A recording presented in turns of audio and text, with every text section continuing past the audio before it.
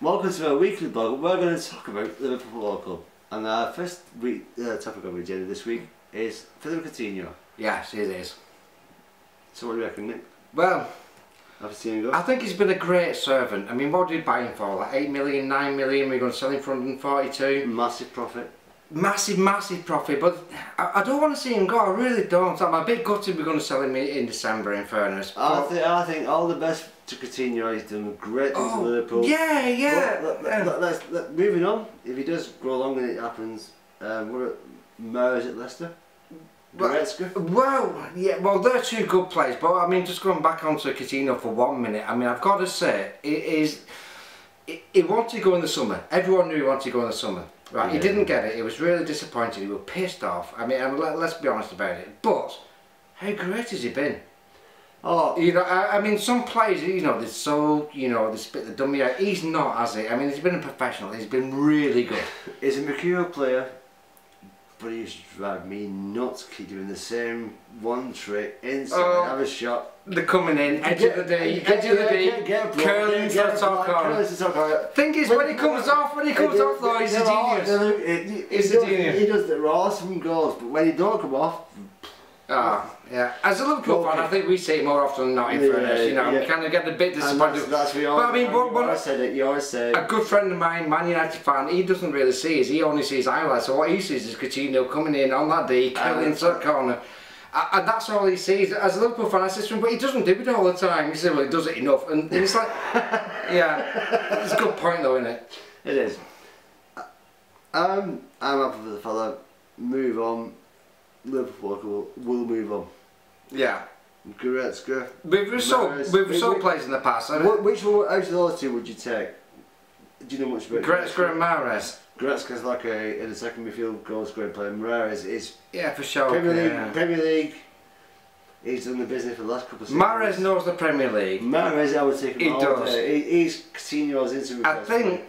I mean, because it's not the same. There's not the Mahrez as well, isn't there? You know, in Monaco. I think that Mahrez would be intact with Firmino and Salah and Mane and that and the line. I think he'd be. I think you're right. I think you're right. He's on that kind of game level. I think you're right. I think he could do it. Mahrez could cut it at Liverpool easily.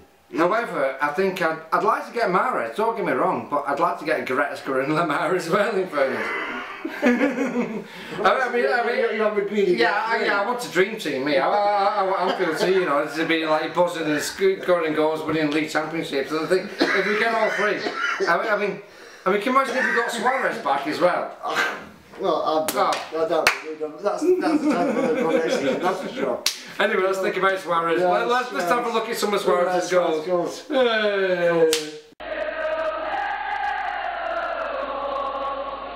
Well, welcome back. That was some great goals by Suarez. I mean, did you see them? I mean, that one from the halfway line. Awesome, awesome.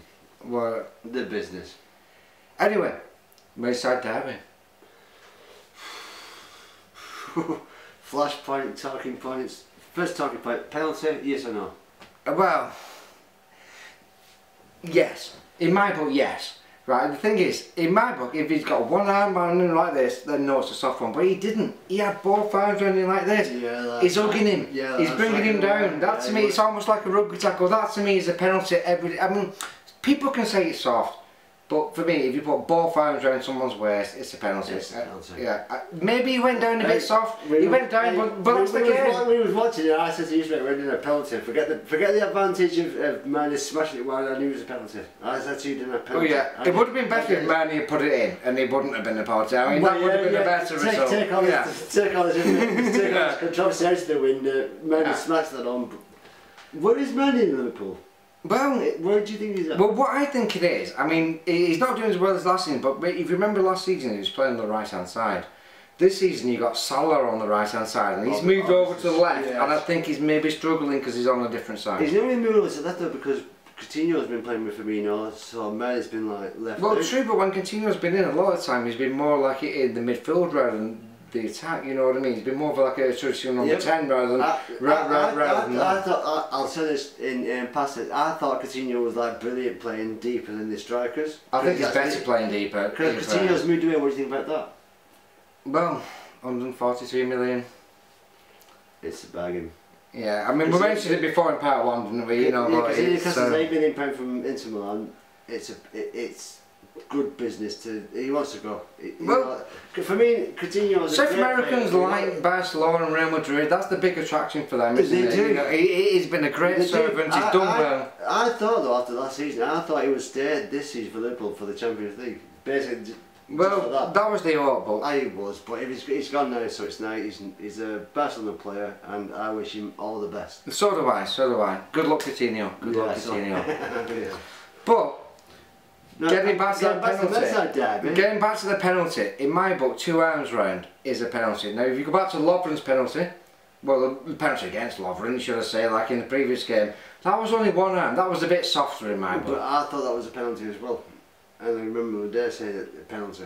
As I said to you earlier though, one arm round the Canando is the 2 arms round, you know. It's Lovren Mull that run across and knocked him out. Where didn't he? That's what it was like. Well, it was like, you know, he didn't. All he had to do with Lovren was stand him up, run him away, you know, like, take him up. It's true, and the thing is, and like you always said, he has the air in him every week. He does. I mean, let's be honest. Yeah. Lovren, when he's on his game, is a really great defender, but even when he's on his game, he has 30 seconds where he switches off, and then 30 seconds leads to a goal. When is his game? When is his game? Most games, but he has, as I say, he has that 30 seconds, 60 second moment. It's like a window where he switches off, and in that window, we can see goals. That's why we spent £75 million on, you know, Van Dijk. What a debut for Van Dijk. Oh, perfect. Perfect. I mean, come on, how perfect was that?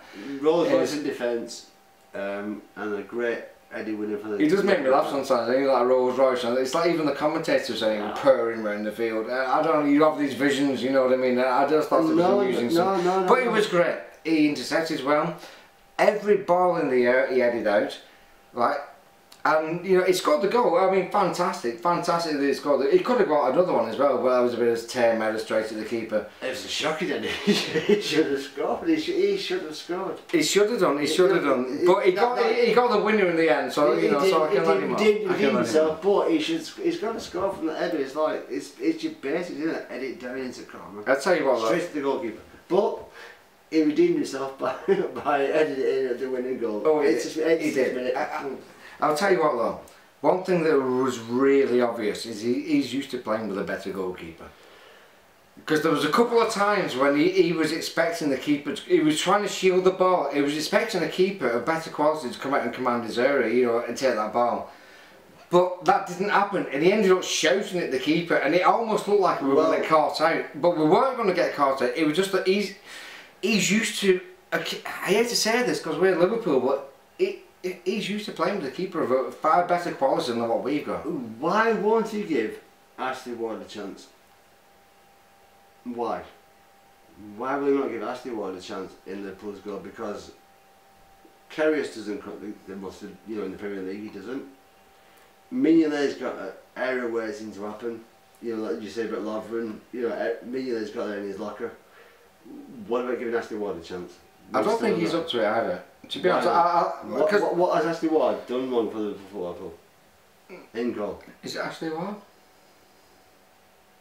Yeah. It is.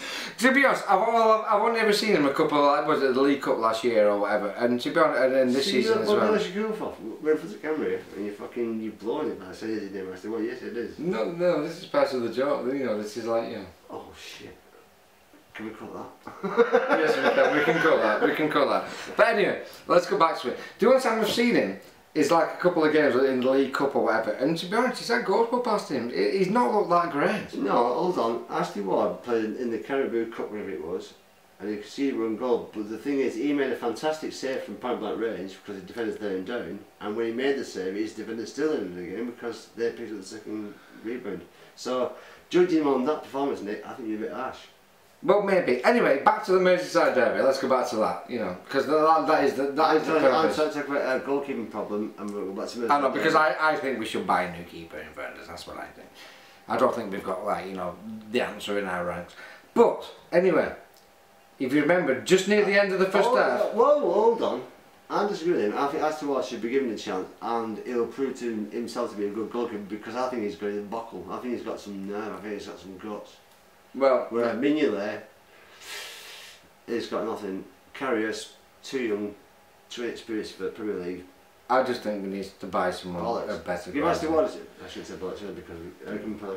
No, it's alright. Why are you fucking doing this, you dick? No, because this is the part of thing where we were supposed to two guys arguing. You see, hey. You know, but, right. Oh, yeah, perhaps you're right. Perhaps put this on after 9 o'clock. But I will say though, going back to the derby, towards the end of the first half, what did you think of what happened? I mean, what I saw was Firmino got the ball off like Olga. He kind of shielded it. If the ball went out to play, it was our throw-in, and all of a sudden Olga pushed him into the stands. I mean, to be honest, how dangerous is that?